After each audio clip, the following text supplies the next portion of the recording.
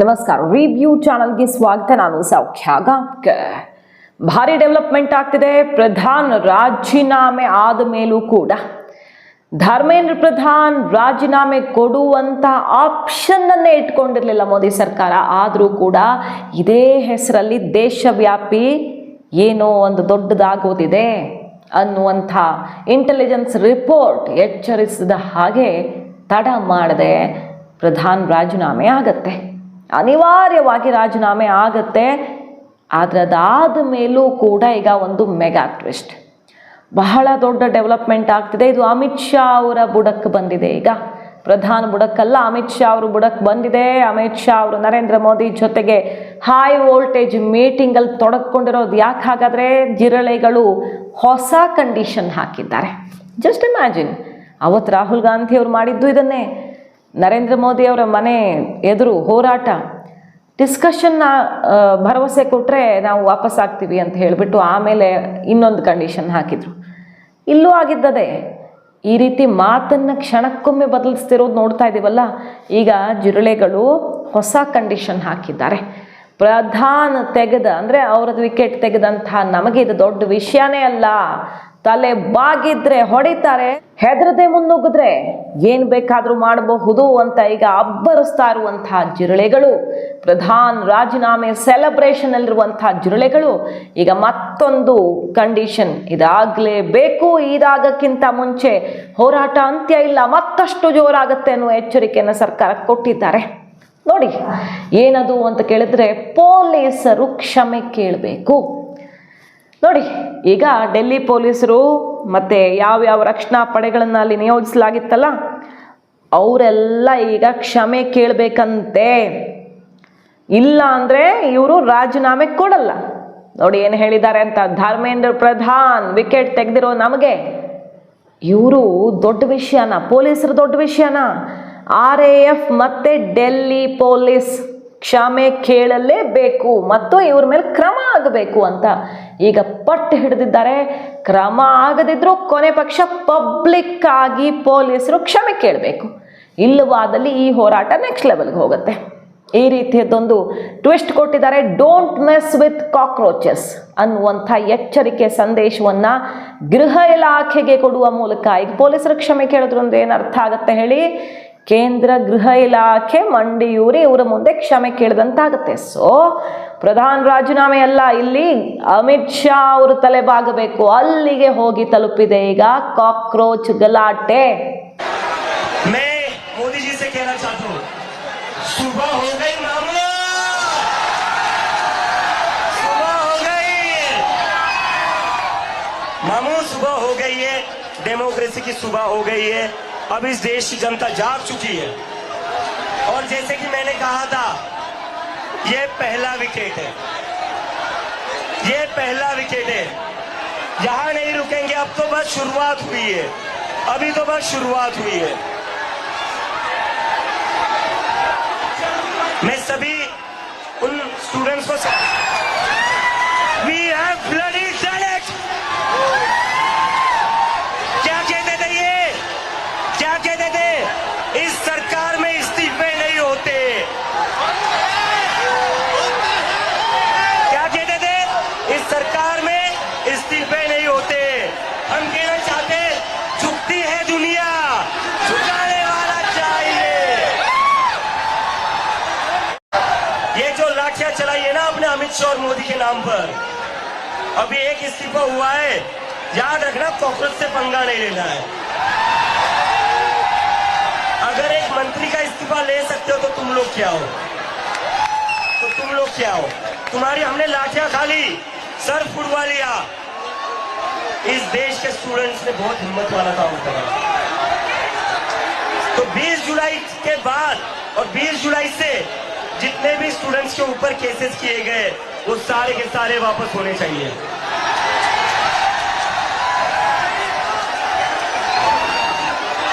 And to the people of India, to भैया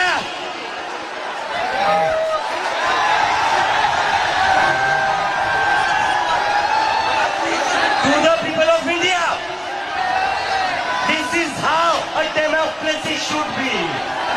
ये लोकतंत्र है। ಹೇಳಿದ್ದಾರೆ ಅಂತ. ನಿಜವಾದ ಸ್ಟೂಡೆಂಟ್ಸ್ ಕಾಳಜಿ ಇರೋರು, ನಿಜವಾದ ನೀಟ್ ಎಕ್ಸಾಮ್ ನ್ಯಾಯಕ್ಕಾಗಿ ಹೋರಾಟ ಮಾಡಿದವರು ಬಾಯಲ್ಲಿ ಈ ಮಾತು ಬರ್ತಿತ್ತಾ? ಏನು ಹೇಳಿದ್ದಾರೆ ಗೊತ್ತಾ? ಪ್ರಧಾನ್ ರಾಜೀನಾಮೆ ಸುದ್ದಿ ಬರ್ತಾ ಇದ್ದ ಹಾಗೆ ಸೆಲೆಬ್ರೇಟ್ ಮಾಡಿ ಏನು ಹೇಳಿದ್ದಾರೆ ಗೊತ್ತಾ? ಇದು ಪ್ರಜಾಪ್ರಭುತ್ವ, ಹೆದರಿಸ್ತಾರೆ, ನಾವು ಎದ್ದು ನಿಂತ್ರೆ ಹೆದರದೆ ಹಿಂಜರಿಯದೆ ಎದ್ದು ನಿಂತ್ರೆ ಇದು 1 ವಿಕೆಟ್ ಅಲ್ಲ, ಇಂಥ ಎಷ್ಟೋ ವಿಕೆಟ್ಸ್ ತೆಗಿಬಹುದು, ಮುಂದೆ ಯಾರನ್ನು ಬೇಕಾದರೂ ತೆಗಿಬಹುದು ಅನ್ನುವಂಥ ಘೋಷಣೆ ಮೊಳಗಿದೆ. ದೀಪ್ಗೆ ಈ CJP ಹುಟ್ಟು ಹಾಕಿರುವಂಥ ದೀಪ್ಗೆ ಘೋಷಣೆ ಮಾಡಿರೋದು ಇದು 1 ವಿಕೆಟ್ ಅಲ್ಲ, ಎಷ್ಟು ವಿಕೆಟ್ ಬೇಕಾದರೂ ತೆಗಿತೀವಿ ಅನ್ನುವಂಥ ಮಾತುಗಳು ಮೊಳಗೇ ಬಿಟ್ಟಿವೆ. ನೋಡಿ ಏನಾಗ್ತಿದೆ, ಏನಿವರ ಉದ್ದೇಶ, ಏನು ಮಾಡೋಕೆ ಹೊರಟಿತ್ತು CJP, ಯಾಕೆ ಧರ್ಮೇಂದ್ರ ಪ್ರಧಾನ್ ಅವರು ರಾಜೀನಾಮೆ ಕೊಡ್ತಾರೆ? ಅವರ ಪತ್ರದಲ್ಲೂ ಅದೇ ಇತ್ತು, ಸ್ಟೂಡೆಂಟ್ಸ್ ಹೋರಾಟದ ಹೆಸರಲ್ಲಿ ದೇಶದಲ್ಲಿ ಆಗಬಾರದ್ದಾಗಕ್ಕೆ ಬಿಡಲ್ಲ, ನಾನು ತಕ್ಷಣ ರಾಜೀನಾಮೆ ಕೊಡ್ತಿದ್ದೀನಿ ಅಂತ. ನಿನ್ನೆ ಸಂಜೆ ಅಲ್ಲ, ಇವತ್ತಿನ ತನಕನೂ ಸರ್ಕಾರಕ್ಕೆ ರಾಜೀನಾಮೆ ತಗೊಳ್ಳುವಂಥ ಯಾವುದೇ ಯೋಚನೆ ಇರಲಿಲ್ಲ. ಯಾಕಂದರೆ ಪೇಪರ್ ಲೀಕ್ ಮಾಡಿದವರು ವಿಕ್ಟರಿ ಆಗಲ್ವಾ ಅದು? ಅವ್ರ ಮುಂದೆ ತಲೆಬಾಗಿ ಸರ್ಕಾರ ರಾಜೀನಾಮೆ ಕೊಡಬೇಕಾ? ಜನಾದೇಶದಿಂದ ನಾವು ಆಯ್ಕೆಯಾಗಿ ಬಂದಿದ್ದೀವಿ, ನಾವು ಸೊಲ್ಯೂಷನ್ನತ್ತ, ಸುಧಾರಣೆಯತ್ತ, ಬದಲಾವಣೆಯತ್ತ, ಏನು ಪರಿಹಾರ ಅನ್ನೋದ್ರತ್ತ ಮಾಡಬೇಕೆ ಕೆಲಸನ ಬಿಟ್ಟರೆ ಎಸ್ಕೇಪ್ ಆಗೋದು, ತಪ್ಪಿಸ್ಕೊಳ್ಳೋದಲ್ಲ. ರಾಜೀನಾಮೆ ಕೊಟ್ಟರೆ ಇದಕ್ಕೆ ಏನೋ ಬೆಲೆನೇ ಇಲ್ಲ, ರಾಜೀನಾಮೆಯಿಂದ ಪರಿಹಾರ ಆಗಲ್ಲ ಅನ್ನುವಂಥ ನಿರ್ಧಾರದಲ್ಲಿದ್ದ ಸರ್ಕಾರ ಏಕಾಏಕಿ ರಾಜೀನಾಮೆ ಪಡಿಲೇಬೇಕಾಗ ಬಂತು. ಯಾಕಂದರೆ ದೇಶದಲ್ಲಿ ಏನಾಗ್ತಿತ್ತೋ ಗೊತ್ತಿಲ್ಲ ಅನ್ನೋದು ಸಿಕ್ಕತ್ತೆ ಇನ್ಫಾರ್ಮೇಷನ್. ಈಗ ನೋಡಿ ಬಯಲಾಗಿದೆ. ಒಂದು ಕಂಡೀಷನ್ ಆದಮೇಲೆ ಮತ್ತೊಂದು ಕಂಡೀಷನ್ನು, ಸ್ಟೂಡೆಂಟ್ಸ್ಗೆ ಪರಿಹಾರ ಕೊಡಬೇಕು, ಅವ್ರ ಕುಟುಂಬಸ್ಥರಿಗೆ ಪರಿಹಾರ ಕೊಡಬೇಕು, ಅದ್ರ ಸುತ್ತ ಇರಬೇಕಲ್ವ ಇವ್ರ ಡಿಮ್ಯಾಂಡು.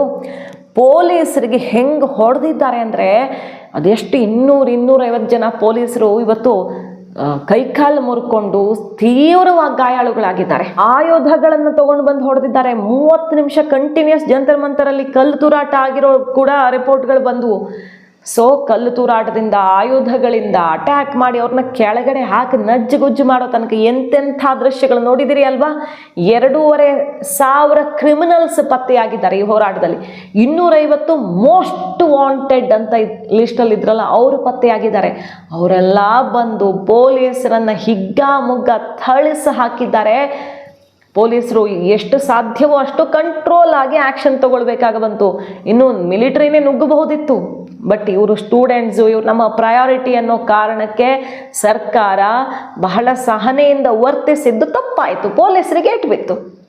ಈಗ ಆ ಪೊಲೀಸರು ತಮ್ಮ ಕರ್ತವ್ಯವನ್ನು ನಿಭಾಯಿಸಿರುವ ಪೊಲೀಸರು, ತಮ್ಮ ಕರ್ತವ್ಯ ಮಾಡಿದ್ದಕ್ಕಾಗಿ ಇವತ್ತು ಜೀವಕ್ಕೆ ಅಪಾಯ ತಂದ್ಕೊಂಡಿದ್ದಾರಲ್ಲ, ಆ ಪೊಲೀಸರು ಇವ್ರ ಮುಂದೆ ಕ್ಷಮೆ ಕೇಳಬೇಕಂತೆ. ಪೊಲೀಸರು ಯಾಕೆ ಬಂದರು ಇಲ್ಲಿ ಕ್ಷಮೆ ಕೇಳೋದಕ್ಕೆ? ಪೊಲೀಸರು ಎಲ್ಲೇ ಪ್ರೊಟೆಸ್ಟ್ ಆದರೂ ಹೋಗಲೇಬೇಕು ತಾನೇ? ನೀಟ್ ಎಕ್ಸಾಮ್ ಪರವಾಗಿ ಹೋರಾಟ ಮಾಡೋಕೆ ಬಂದಿದ್ರಿ, ಶಿಕ್ಷಣ ಸಚಿವರು ರಾಜೀನಾಮೆ ಆಗಿದೆ, ಈಗ ಅವರು ಅಲ್ಲಿಂದ ಕಾಲು ಕೀಳಬೇಕಿತ್ತು. ಎಲ್ಲ ಡಿಮ್ಯಾಂಡ್ಸ್ ಆಗಿದೆ ಅವರದ್ದು. ವಿದ್ಯಾರ್ಥಿಗಳಿಗೆ ಪರಿಹಾರದಿಂದ ಹಿಡಿದು, ಡಿಸ್ಕಷನ್ನಿಂದ ಹಿಡಿದು, ಅದಕ್ಕೆ ಪರ್ಮನೆಂಟ್ ಸೊಲ್ಯೂಷನ್ ಕಂಡು ಹಿಡಿಯೋದ್ರ ತನಕ ಸರ್ಕಾರ ಎಲ್ಲದಕ್ಕೂ ಓಕೆ ಅಂದಿದೆ. ಹೊಸ ಬಿಲ್ ಬರ್ತಾ ಇದೆ, ಬಿಲ್ ನಾಡಿದ್ದು ಇದೇ ಸೆಷನಲ್ಲಿ ಮಂಡನೆಯಾಗಿ ಕಾಯ್ದೆ ಆಗತ್ತೆ. ಇಷ್ಟೆಲ್ಲ ಮಾಡುವಂಥ ಒಂದು ಹೆಜ್ಜೆಯನ್ನು ಇಟ್ಟಿದ್ದಾಗಿದೆ. ಹೌದು, ನಮ್ಮ ಹೋರಾಟಕ್ಕೆ ಜಯ ಸಿಕ್ಕಿದೆ ಅಂತ ಹೋಗಬೇಕಾಗಿದ್ದವ್ರು ಈಗ ಪೊಲೀಸ್ ಅಧಿಕಾರಿಗಳು, ತಮ್ಮ ಕರ್ತವ್ಯ ಮಾಡಿದಂತಹ ಪೊಲೀಸ್ ಅಧಿಕಾರಿಗಳನ್ನ ಮೈ ಮುಟ್ಟಿದ್ದಾರೆ. ಅವ್ರು ಯಾವ ಲೆಕ್ಕನೂ ಅಲ್ಲ ನಮಗೆ, ಇವರನ್ನೇ ರಾಜೀನಾಮೆ ಕೊಡಿಸಿದ್ದೀವಿ ಅಂದರೆ ಅವ್ರು ಯಾವ ಲೆಕ್ಕ? ಪೊಲೀಸರು ಕ್ಷಮೆ ಕೇಳಲೇಬೇಕು ಅಂತ ಕೂತಿರುವ ಜಿರಳೆಗಳು. ಇದಕ್ಕೇನಂತೀರಿ? ಇದಕ್ಕೇನನ್ಬೇಕು ಇವಾಗ? ನೋಡಿ, ವಿದೇಶಿ ಸಾಥ್ ಎಲ್ಲೆಲ್ಲಿ ಹಂತದಲ್ಲೂ ಬಯಲಾಗಿದೆ. ಹೊರಗಡೆ ದೇಶದಿಂದ ಫುಡ್ ಆರ್ಡರ್ ಆಗಿದೆ ಇವರಿಗೆ. ಡೆಲಿವರಿ ಆ್ಯಪ್ಗಳಲ್ಲಿ ಇಂಟರ್ನ್ಯಾಷನಲ್ ಲಾಗಿನ್ಸನ್ನು ಅಲೋ ಮಾಡ್ತವೆ ಕೆಲವು ಆ್ಯಪ್ಗಳು, ಅಲ್ಲಿಂದ ಫುಡ್ ಆರ್ಡರ್ ಆಗಿದೆ. ಹಣ್ಣುಗಳು ಬಂದಿವೆ, ಅಂದರೆ ಬುಕ್ ಮಾಡಿ ಕಳಿಸ್ಕೊಟ್ಟಿದ್ದಾರೆ. ಬ್ಲ್ಯಾಂಕೆಟ್ಗಳನ್ನು ಬುಟ್ಟಿಗಟ್ಟಲೆ ಕಳಿಸ್ಕೊಟ್ಟಿದ್ದಾರೆ. ಈ ಬ್ಲೂಟೂತ್ ಕನೆಕ್ಟೆಡ್ ಆ್ಯಪ್ಗಳ ಮೂಲಕ ಚಾಟ್ ಮಾಡಿದ್ದಾರೆ ಇವರೆಲ್ಲ. ಅಲ್ಲೆಲ್ಲ ಜಾಮ್ ಮಾಡಿದ್ರಲ್ಲ, ಇಂಟರ್ನೆಟ್ ವರ್ಕ್ ಆಗದಿರೋ ರೀತಿಯಲ್ಲಿ.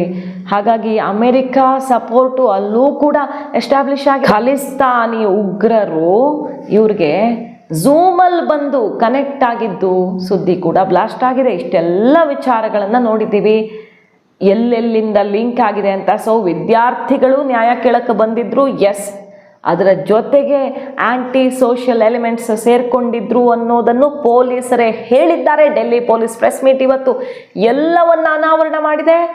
ಈಗ ನೋಡಿ ಸರ್ಕಾರವನ್ನು ಬೆರಳು ತುದಿಯಲ್ಲಿ ಕುಣಿಸ್ತೀವಿ ಅಂತಿದ್ದಾರೆ. ರಾಹುಲ್ ಗಾಂಧಿ ಅವ್ರು ನೋಡಿ ಏನು ಹೇಳ್ತಿದ್ದಾರೆ ಅಂತ, ಧರ್ಮೇಂದ್ರ ಪ್ರಧಾನ್ ಅವ್ರನ್ನ ಬೇರೆ ಇಲಾಖೆಗೆ ಹಾಕೋ ಪ್ಲಾನ್ ಆಗ್ತಿದೆ. ಮೋದಿ ಸರ್ಕಾರದಲ್ಲಿ ಇದುವರೆಗೆ 12 ವರ್ಷಗಳಿಂದ ಯಾರನ್ನೂ ರಾಜೀನಾಮೆ ತಗೊಂಡಿದ್ದಿಲ್ಲ. ಒಂದ್ ಕಡೆ ಇನ್ನೊಂದ್ ಕಡೆ ಹಾಕಿದ್ದಾರೆ ಬಿಟ್ಟರೆ ರಾಜೀನಾಮೆ ತಗೊಂಡಿದ್ದಿಲ್ಲ. ಸೊ ಈಗಲೂ ಅದೇ ಪ್ಲಾನ್ ಮಾಡ್ತಿದ್ದಾರೆ. ಶಿಕ್ಷಣ ಇಲಾಖೆಗೆ ರಾಜೀನಾಮೆ ಅಂತ ಹೆಸರಿಗೆ ತೋರಿಸಿ ಬೇರೆ ಇಲಾಖೆಗೆ ಹಾಕಕ್ಕೆ ಪ್ರಯತ್ನ ಮಾಡ್ತಿದ್ದಾರೆ. ಯಾವ ಕಾರಣಕ್ಕೂ ಕೊಡಲ್ಲ ನಾನು ಅಂತ LOP ಶಕ್ತಿ ಪ್ರದರ್ಶನ ಶುರುವಾಗಿದೆ. ಮತ್ತು ಜಂತರ್ ಮಂತರ್ ಯಾವ ಕಾರಣಕ್ಕೂ ಬಿಟ್ಟು ಹೋಗಬೇಡಿ, ಯಾರಿಗೂ ಹೆದರಬೇಡಿ, ನೀವು ಈ ದೇಶದ ಫ್ಯೂಚರು. ಮೋದಿ ಆಲ್ರೆಡಿ ಪಾಸ್ಟ್ ಅಂತ ಹೇಳ್ತಿದ್ದಾರೆ. ಮೋದಿ ಈಗ ಭಾರತದ ಭೂತಕಾಲ ಅಂತ ಹೇಳ್ತಿದ್ದಾರೆ. ಆ ಮೂಲಕ ನರೇಂದ್ರ ಮೋದಿ ಅವರ ಕತೆ ಮುಗೀತು ಅನ್ನುವ ಘೋಷಣೆ ರಾಹುಲ್ ಗಾಂಧಿ ಅವರಿಂದ. We get information these days from the government. There's some talk going on in Mr. Modi's cabinet that the solution is to move Mr. Dharmendra Pradhan from education to some other ministry. This is not acceptable to the students of India. It is not acceptable to anybody. The reason is Mr. Pradhan is a symbol of corruption and of what has happened to the future of India's children. He is a symbol of the destruction of the most valuable thing that this country has, which is our students and their future. DUB, JNUB. Yes. This is all the system that is attacking them. I told them inside. I said, do not worry. Do not worry. No amount of strength. The entire Indian government, every single person in the Indian government cannot move you from there. So, जितना करना है वो करें. बंद करना है बंद करो, धमकाना है धमकाओ, कुछ करना है करो. हम नहीं हटने वाले हैं. ये नहीं हटने वाले हैं. ये हिंदुस्तान के फ्यूचर हैं. इनको देख लो अच्छी तरह. इससे कोई नहीं लड़ सकता. Narendra Modi is India's past. The past can never fight the future. Thank you. Yes, so I'm very, very happy for many reasons. But the main reason is that I believe today, the 25th of July 2026, is the day that the people of our country have started claiming their country back from those who have tried to destroy the Constitution, from those who have tried everything to oppress and suppress the voice of our people. ಸರ್ಕಾರ ಆರಂಭದಲ್ಲಿ ಈ ಹೋರಾಟದ ತೀವ್ರತೆಯನ್ನು ಅರಿತುಕೊಳ್ಳುವಲ್ಲಿ ಸ್ವಲ್ಪ ತಡ ಮಾಡ್ತಾ, ಅಥವಾ ಇದು CJP ಹೊರಗಡೆಯಿಂದ ಬಂದವರು ಕೊಡ್ತಾ ಇರುವಂಥ ಕುಮ್ಮಕ್ಕು ಅಂತ ಆ ಆ್ಯಂಗಲಲ್ಲಿ ಅಷ್ಟೇ ನೋಡ್ತಾ, ಹೊರಗಡೆಯ ಕುಮ್ಮಕ್ಕಿಗೆ ಇಲ್ಲಿನ ವಿದ್ಯಾರ್ಥಿಗಳ ಆಕ್ರೋಶ ಸೇರಿಕೊಂಡ್ರೆ ಏನಾಗಬಹುದು ಅನ್ನೋದನ್ನು ಗೆಸ್ ಮಾಡುವಲ್ಲಿ ವಿಫಲ ಆಯ್ತಾ. ಈ ಥರ ಹೊಸ ಬೇರೆ ಬೇರೆ ಆಯಾಮಗಳಲ್ಲಿ ಈಗ ಚರ್ಚೆ ಅಂತೂ ಆಗ್ತಾ ಇದೆ. ಒಟ್ಟಿನಲ್ಲಿ ಸರ್ಕಾರ ಅನಿವಾರ್ಯವಾಗಿ ಈ ಹೋರಾಟಕ್ಕೆ ಮಣಿಯಲೇಬೇಕಾಗ ಬಂತು. ಮಣಿಯದಿದ್ದಿದ್ರೆ ದೇಶದಲ್ಲಿ ಏನೋ ಒಂದು ಅನಾಹುತ ಇವತ್ತೇ ಈ ವೀಕೆಂಡಲ್ಲಿ ಸ್ಯಾಟರ್ಡೆ ಸಂಡೇ ಕಾದಿತ್ತು ಅನ್ನೋ ಇನ್ಪುಟ್ಸು ಸರ್ಕಾರಕ್ಕೆ ಬರ್ತಿದ್ದಂಗೆ. ಸೊ ವಿದ್ಯಾರ್ಥಿಗಳ ಹೋರಾಟವನ್ನು ಕಂಪ್ಲೀಟ್ ಹೈಜಾಕ್ ಮಾಡಿ ಡೈರೆಕ್ಟ್ ಟಾರ್ಗೆಟನ್ನು ನರೇಂದ್ರ ಮೋದಿ ಸರ್ಕಾರ ಅಂತ ಇಟ್ಕೊಂಡು ಈ ಹೋರಾಟ ರೂಪಿಸಿರೋದು ಬಯಲಾಗಿದೆ. ಸುಬಾ ಹೋಗೇ ಮಾಮೂ ಅಂದ್ಕೊಂಡು ಈಗ CJPಗಳ ಧ್ವನಿನೂ ಕೇಳಿಸ್ತಾ ಇದೆ. ಬೆಳಗಾಯಿತು, ಎಲ್ಲ ಅಂಧಕಾರ ತೊಡೆದು ಹೋಯ್ತು, ಮೊದಲನೇ ವಿಕೆಟ್ ಅಷ್ಟೇ ಬಿದ್ದಿರೋದು ಅಂತ ನೆಕ್ಸ್ಟ್ ವಿಕೆಟ್ ತೆಗೆಯೋದಕ್ಕೆ ರೆಡಿಯಾಗಿದ್ದಾರೆ. 3 ಡಿಮ್ಯಾಂಡ್ಗಳಿಗೆ ರಿಟರ್ನ್ ಆಗಿ ಸರ್ಕಾರ ಕೊಡಬೇಕು, ಆವಾಗ ನಾವು ಮನೆಗೆ ಹೋಗ್ತೀವಿ ಅಂತಿದ್ದಾರೆ. ಇವತ್ತು 6 ಗಂಟೆಗೆ ಕ್ಯಾಂಡಲ್ ಮಾರ್ಚ್, ಶಾಂತಿಯುತವಾಗಿ ಕ್ಯಾಂಡಲ್ ಮಾರ್ಚ್ಗೆ ಕರೆ ಕೊಟ್ಟಿದ್ದಾರೆ. ಸೊ ವಿದ್ಯಾರ್ಥಿಗಳಿಗೆ ಜಯ ಖಂಡಿತವಾಗಿಯೂ ಸಿಗಬೇಕಾಗಿರೋ ಅದರಲ್ಲಿ ಅನುಮಾನನೇ ಇಲ್ಲ. ನೀಟಿಂದ ಯಾರ್ಯಾರಿಗೆ ಅನ್ಯಾಯ ಆಗಿದೆಯೋ ಅದಕ್ಕೆ ನ್ಯಾಯ ಕೊಡೋದಕ್ಕೆ ಸರ್ಕಾರ ಒಪ್ಪಿಕೊಂಡಿದೆ. ಇನ್ನು ಮುಂದೆ ಅನ್ಯಾಯ ಆಗದಂತೆ ಕನ್ಸ್ಟ್ರಕ್ಟಿವ್ ಆಗಿ ಎಲ್ಲರೂ ಸೇರಿ ಹೋರಾಟ ಮಾಡಬೇಕಾಗಿದೆ ಮತ್ತು ಸೊಲ್ಯೂಷನ್ ಹುಡುಕಬೇಕಾಗಿದೆ. ಅದು ಬಿಟ್ಟು ಈಗ ದೇಶದಲ್ಲೇ ಅಲ್ಲೋಲ ಕಲ್ಲೋಲ ಸೃಷ್ಟಿ ಮಾಡೋರಿದ್ದಾರಲ್ಲ, ಅವ್ರಿಗೆ ಜಯ ಆಯ್ತಾ ಅನ್ನೋದೊಂದೇ ಆತಂಕ. ಸ್ಟೂಡೆಂಟ್ಸ್ಗೆ ಜಯ ಆಗಲೇಬೇಕು, ಅವರೇ ಈ ದೇಶದ ಭವಿಷ್ಯ, ಡೌಟ್ ಇಲ್ಲ. ಮಾಹಿತಿ ಇಷ್ಟ ಆಗಿದ್ರೆ ಮಿಸ್ ಮಾಡಿದ್ರೆ ನಮ್ಮ ಚಾನಲ್ನ ಸಬ್ಸ್ಕ್ರೈಬ್ ಮಾಡಿ, ಹಾಗೆ ನಿಮ್ಮ ಅಭಿಪ್ರಾಯ ಕಮೆಂಟ್ ಮಾಡಿ ತಿಳಿಸಿ. Thank you.